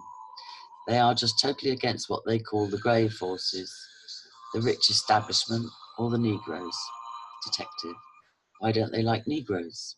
Suspect, I don't know, they just don't. Detective, they have a natural hate for the Negro. Suspect, they have a natural hate, but they would also like to use the Negro as a whole to begin some kind of militant thing. They're really good at picking out angry people. Picking out and creating an almost unshakable psychological bond with recruits was also a process speciality. That, among all the other curious coincidences, led Bugliosi to the conclusion that Manson led not simply a deranged and murderous hippie gang, but a dedicated group of religious Satanists, an offshoot of the official process church dedicated to carrying out its theology of violence. The district attorney put his suspicion to Manson during hours of questioning. Mostly Manson skirted around the question of his link to the process, but when asked if he knew a Robert de Grimston or a Robert Moore, Manson replied, "You're looking at him. Moore and I are one and the same." Bugliosi took this to mean that the 2 men were ideologically, if not physically, united. The process church, however, was at that stage less keen to implicate itself in Manson's activities. 2 members, brothers John and Matthew, visited Bugliosi unannounced. They claimed to have been sent from the church's national headquarters in Cambridge, Massachusetts, and after leaving a stack of process literature, officially denied that Manson had ever been involved with the group, much less met Moore. Curiously, the next day, their names were recorded on Manson's prison list of visitors. After Manson's trial in 1971, interestingly, during the trial, he and his family carved a version of the process's swastika emblem on their foreheads. The process church dropped largely from sight. Magazines were either no longer printed or else kept completely within the organization. What clues American intelligence officials were able to pick up indicated that the church had split into numerous smaller groups, which then operated as independent cults, each with its own variation on process theology. British law enforcement officers paid no attention whatsoever to the rump left behind in London. But if no longer preaching and publishing, process members were far from inactive. Alice Perry died at midnight on the 12th of October 1974. She was 19 years old and had been a student at Stanford University in Santa Clara County, California, for only a few weeks. She was found in the university chapel, naked from the waist down, her blue jeans carefully arranged upside down over her thighs, lying beneath a large carved cross.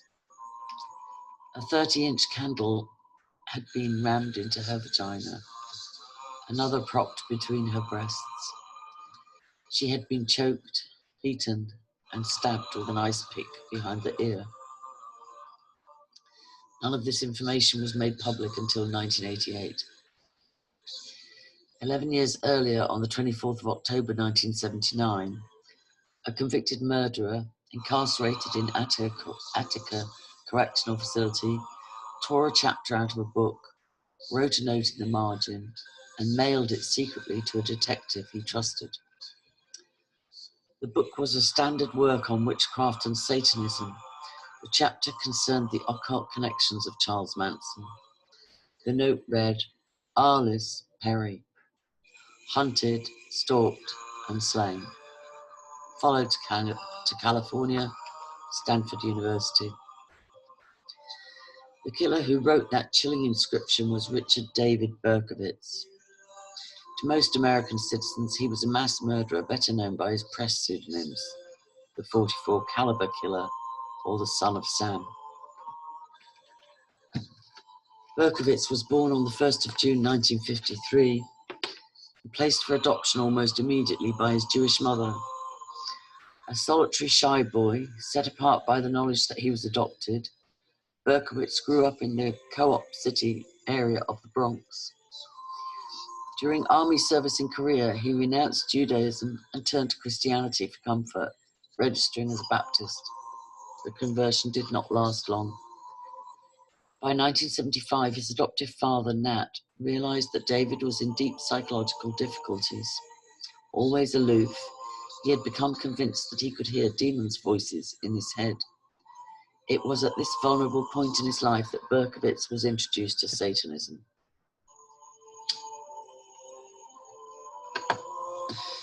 In a letter to a Californian Christian minister written on the 15th of October 1979, more than 2 years after he was jailed for life, Berkowitz explained, "I really don't know how to begin this letter, but at one time I was a member of an occult group, being sworn to secrecy or face death.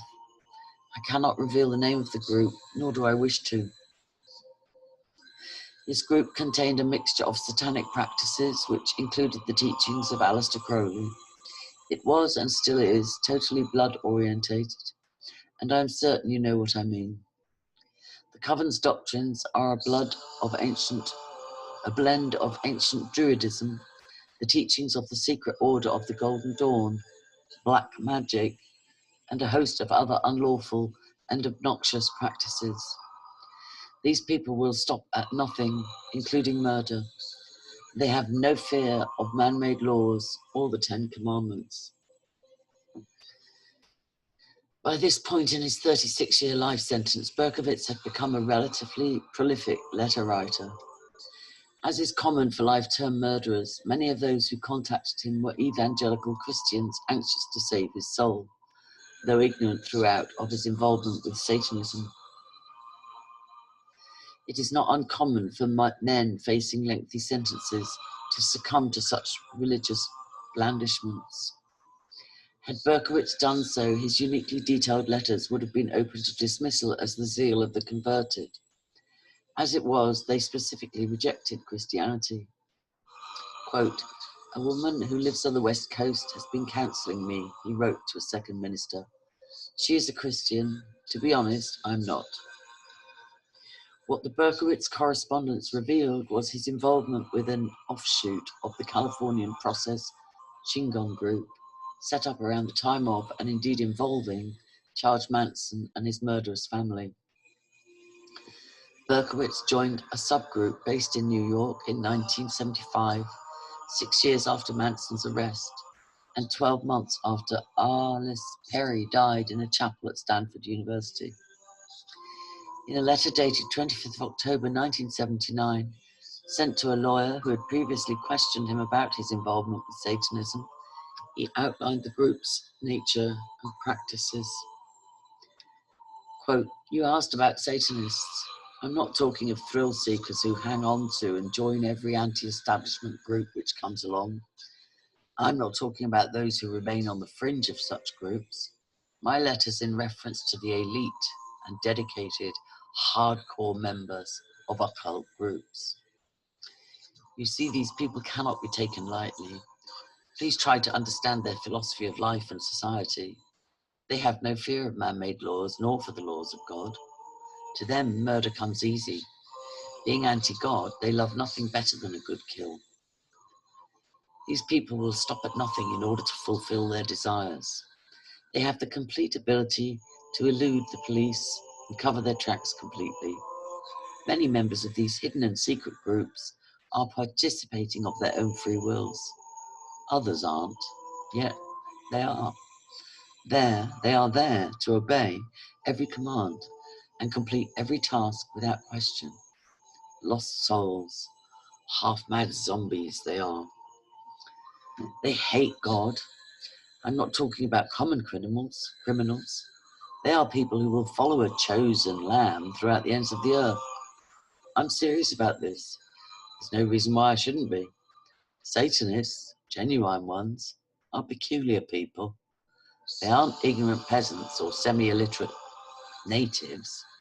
Rather, their ranks are filled with doctors, lawyers, businessmen, and basically highly responsible citizens. They're normal on the outside, at least. They're not a careless group who are apt to make mistakes, but they are secretive and bonded together by a common need and a desire to mete out havoc on society. It was Aleister Crowley who said, "I want blasphemy, murder, rape, revolution, anything bad." Surely you will agree that death literally followed Crowley's footsteps. To back up his story, Berkowitz gave precise details of a number of deaths, details which had never been made public anywhere in the United States. Among them was that of Alice Perry. Initially, no one was prepared to take seriously Berkowitz's increasingly urgent warnings about the bizarre satanic group to which he claimed to have belonged. To law enforcement officials, he was simply a ruthless serial killer, responsible for 6 murders and a further 6 attempts. Psychiatrists were divided in opinion as to his sanity. The only man to listen with a degree of comprehension was an investigative journalist called Maury Terry. Terry had been troubled by inconsistencies in some of the original evidence surrounding the Son of Sam killings, apparent flaws that had never emerged because Berkowitz pleaded guilty to the murders. He began piecing together the information emerging in Berkowitz's letters and a number of clues the killer had deliberately given. The ultimate result was a clear identification of the satanic group in which Berkowitz belonged, a processed Qigong breakaway calling itself the 22 Disciples of Hell, and unequivocal evidence that others had been involved in the murders. Terry's evidence forced the police to reopen the case file. This was swiftly followed by a series of curiously coincidental deaths. Those affected had invariably been identified by Berkowitz and Terry as involved with ritual satanic slaughter. One of the early corroborative aspects which persuaded Terry that Berkowitz was neither insane nor deliberately deluding him was the killer's knowledge of a large number of dog mutilations and killings. Between 1976 and 1977, the year in which Berkowitz's satanic group embarked upon its trail of murder in New York, no fewer than 85 Alsatian-type dogs had been found close to the killing area of the mass murders. They had been surgically skinned. Some had been drained of blood. The explanation Berkowitz gave made sense to Terry.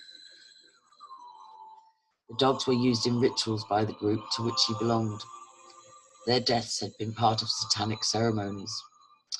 Not only did Berkowitz have details of the incidents which had never been made public, he also told the journalist how the animals had been obtained. He had been ordered to get a job at an animal sanctuary. From there, it had been easy to obtain the dogs. The particular type of dog, Alsatians, fitted with the trademark of Robert de Grimston's original process church, though their deaths were a departure from its stated theology, which denounced any form of animal ill-treatment. Berkowitz was finally to supply the answer and confirm what Terry already knew. His group was not a direct part of the process church, but a splinter organization. The killer told Terry that it was known as the Qigong group. It was organized from coast to coast and involved several members of the original Manson family.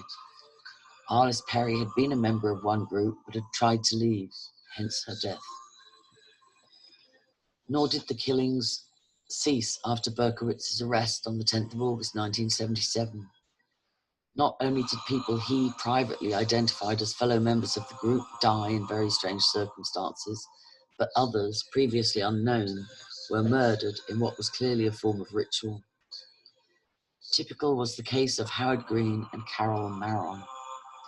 Green was a 53-year-old abstract painter in Brooklyn, and Maron, 33, his girlfriend. In 1978, both developed an interest in the occult and graduated to solo satanic worship. Their small apartment in Kalb Avenue was filled with ritual paraphernalia. The couple began seeking information on Crowleyan groups in the area with a view to joining their ceremonies. At 7 p.m. on the 16th of December 1979, their bodies were found together just off Route 80 in New Jersey. They had been bludgeoned to death. What made the killings unusual in an area where violent death was not uncommon, was one key discovery. Neither body had a drop of blood in it. According to New York police, a veterinary syringe had been used to drain it. There were other subsequent killings like those of Howard Green and Carol Maron, each with clear ritual overtones. Nor did the spate of animal mutilations cease. Year after year, local police forces in states across America have reported a rising number of discoveries involving piles of dead dogs. In many cases, the animal's blood has been surgically drained. Frequently, the dogs are Alsatian type. In 1984, 15,000 such incidents were recorded in the United States. Britain has never kept a tally. At the end of 1979, Berkowitz suddenly retreated into his shell and refused to talk further about his involvement with Satanism. He had that summer been attacked by fellow inmates with a razor. The resulting wound on the side of his neck needed 56 stitches. Apart from expressing the opinion that the attack had been motivated by his process Chingon group, the so-called Son of Sam killer had one last message for Maury Terry. There are other sons out there. God help the world. It was curiously reminiscent of the challenge that Charles Manson issued to a Los Angeles courtroom as the decade began. What about your children? You say there are just a few in his family of killers. There are many, many more coming in the same direction. They are running in the streets and they're coming right at you. Maury Terry, who won both police acceptance and a national award for his investigation, is certain that the process is far from finished, albeit in a series of increasingly arcane permutations. Quote, I'm convinced, the evidence quite clear that organized satanic groups, be they genuine process, official OTO, or subgroups resulting from internal schisms, exist and carry out illegal rituals. It is beyond doubt that some of these involve murder. And this isn't just an American problem. The whole thing started up again in Britain with Aleister Crowley, and he exported it to the United States. This is a multinational problem, and England isn't exempt.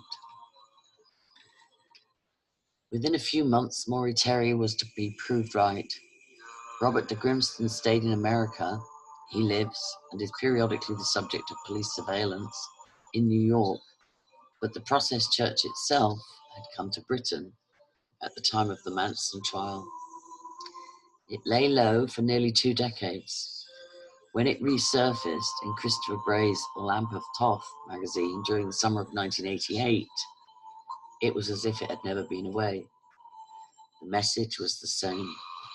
The theology still brutal and violent. And for the first time, it publicly acknowledged Manson as one of its disciples. Quote, Manson went astray where others in the process succeeded. He was sucked into the whirlpool of fame and fortune, and when he didn't cut it, he decided to cut it up. Despite this, Manson speaks for a generation, and he's deserving of the cult following his infamy has secured. Perhaps this is because he recognizes fear so well. Perhaps because he testifies to those areas many of us deny exist. Perhaps the fascination is that he carried out his ideas in action and showed many of us what it's like to actually commit the crime we'd like to commit. Manson was right when he said he was a scapegoat. In this way, he has a clear right to say he's Christ, and also the devil. Manson's intention was to open up the occult sense of perception by a unique pop-based outlook influenced primarily by the process, in his terms, getting the fear. This was a natural talent he had in seeing prevalent social themes, in knowing the right time for action, even if this action was murder. Manson went astray where others in the process have succeeded. He got caught. A pity, really. However, as the family might have agreed, you'll get yours yet. The process will see to that. Psychopathic garbage? Deluded gibberish? Certainly, but apparently sincere. The Process Church of the Final Judgment is living proof of the reality of satanic crime. That it still exists nearly 15 years after its disciple David Berkowitz was jailed for mass murder, and more than 2 decades after Charles Manson celebrated its apocalyptic Satanism in blood, is a testament to the lack of attention given to organized religious Satanism by law enforcement officials.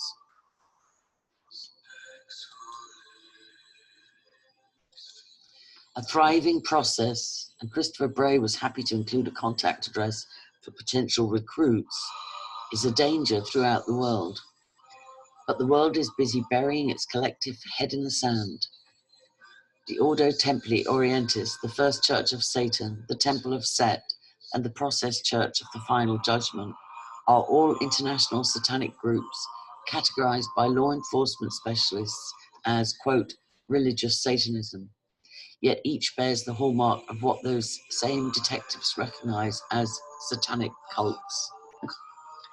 A cult is quite simply an organized and systematic religious organization that exists to a greater or lesser degree in secret, and whose beliefs or actions are in some way immoral or illegal. Each of the 4 major modern satanic religious sects matches that definition. Why then are they not listed by the police as cults?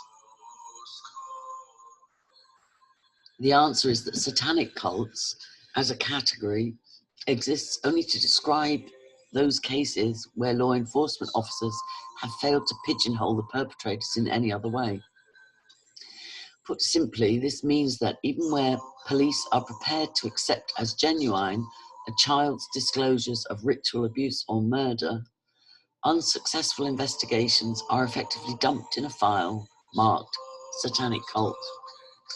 Yet the reason for the failure of such investigations is all too frequently that law enforcement has made no effort to compare the details disclosed by the victim with a known pattern of particular religious satanic groups.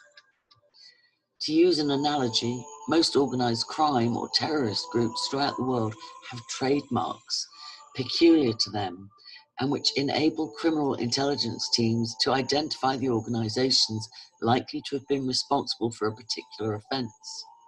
Most developed countries and a host of undeveloped nations devote millions of dollars a year to the maintenance of such intelligence files. The reason why individual police officers are largely unable to cross-match incidents of apparently ritual or satanic crime with the profile of known organized groups is that no such intelligence is maintained in any meaningful way. Only in a handful of individual police departments across America does such activity take place. Even the FBI, the one national police force in North America specifically charged with such intelligence gathering, fails to keep useful research data. The FBI's attitude and behavior will be examined in Chapter 6. Throughout Europe, the picture is even more dismal. Police forces in this, the traditional home of satanic crime, are not yet ready to study the belief systems of religiously motivated offenders.